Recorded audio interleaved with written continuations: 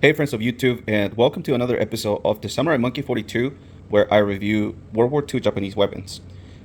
Bringing to you guys again a Type 95 Japanese sword. This is what we call, as collectors, the pineapple handle because of the pattern like this. This is called the last dish because this were just the last produced by the Japanese army during World War II. The handle is in really good condition. There's really no damage. That's something you want to look for as a collector. And you can see they added the two pieces together here. Once again, I do not recommend taking this Japanese sword apart. I've tried this in the past, not on this sword, of course, when I began collecting Japanese weapons. But what happens is when you try to take the screws off, you tend to break the wood. So there's a big chance that if you take the screws, this is gonna break. This is the only Japanese sword that I just recommend not to take it apart unless you really want to do some damage to the handle. But honestly, this is just a very rough sword, just very well made. They're very resistant and extremely heavy. They're honestly the heaviest Japanese swords that you're gonna find.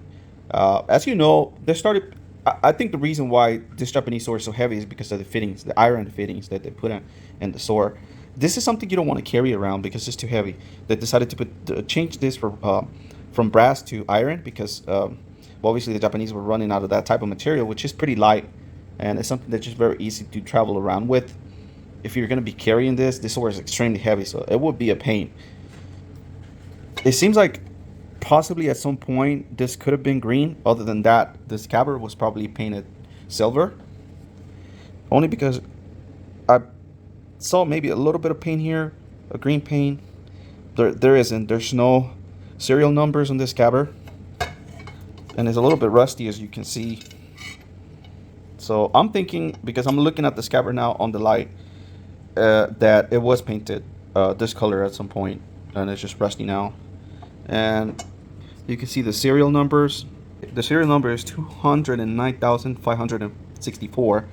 And you can see the serial number is on the other side rather than being stamped on this side. That doesn't mean that this sword is fake.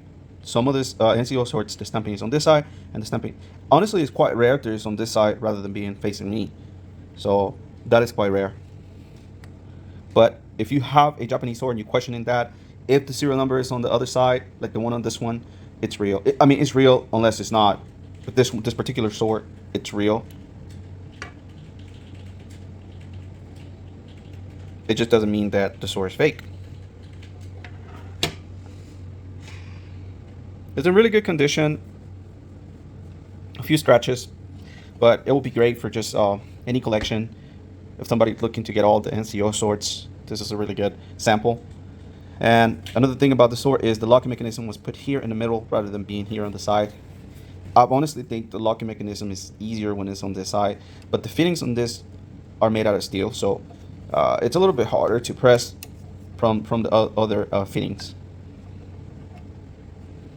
Well, thank you so much for watching this video. Don't forget to subscribe into my YouTube channel and check out my eBay store. Thank you guys so much for those new subscribers. Sayonara.